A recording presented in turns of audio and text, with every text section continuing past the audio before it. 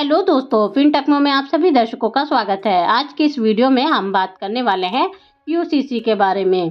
UCC Bharat की धर्मनिरपेक्षता, समानता का भविष्य, पर्सनल लॉज में बदलाव, secular India. Uniform civil code का मतलब। यूसीसी एक समान नागरिक संहिता है जो सभी नागरिकों के लिए समान कानून व्यवस्था सुनिश्चित करती है, चाहे उनका धर्म, जाति या समुदाय कुछ भी हो।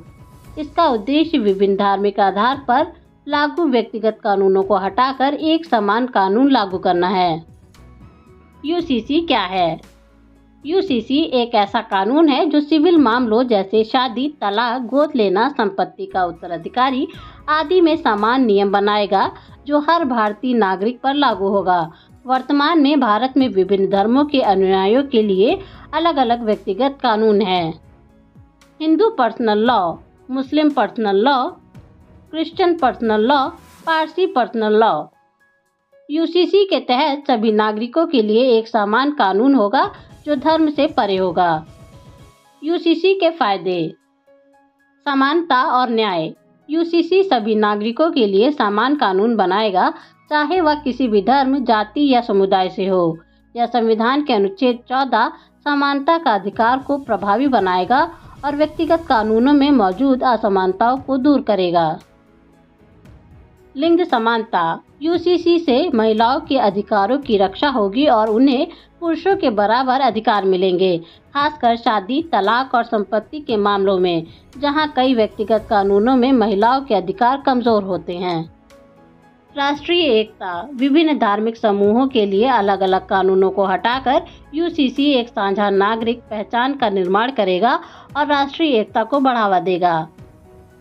कानूनी जटिलताओं को कम करेगा। विभिन्न धर्मों के लिए अलग अलग कानून होने के कारण न्यायिक प्रक्रिया जटिल हो जाती है। यूसीसी से न्यायिक प्रक्रिया सरल होगी और कानून सभी पर समान रूप से लागू होंगे।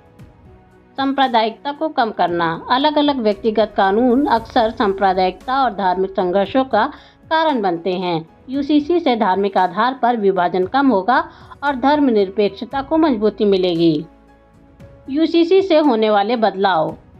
विवाह और तलाक कानून में बदलाव। वर्तमान में अलग अलग धर्मों के लिए अलग अलग विवाह कानून हैं। हिंदू मैरिज एक्ट, मुस्लिम पर्सनल लॉ आदि। यूसीसी लागू होने के बाद सभी धर्मों के लोगों के लिए समान विवाह कानून होगा। इससे विवाह और तलाक के मामलों में एकरूपता आएगी।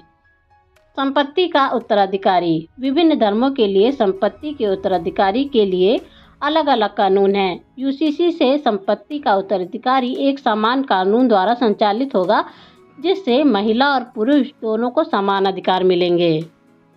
गोद लेना और सरोगेसी। गोद लेने और सरोगेसी से संबंधित कानून भी धर्म के आधार पर अलग अलग हैं। यूसीसी लागू होने पर सभी के लिए एक ही कानून होगा। महिलाओं के अधिकार।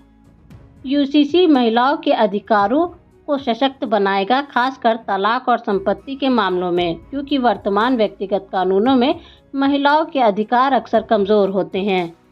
धार्मिक कानूनों का समापन। यूसीसी लागू होने के बाद व्यक्तिगत धर्म आधारित कानूनों जैसे शरीयत कानून, हिंदू पर्सनल लॉ का महत्व कम हो जाएगा और पूरे देश में एक ही कानून लागू होगा। निष्कर्ष।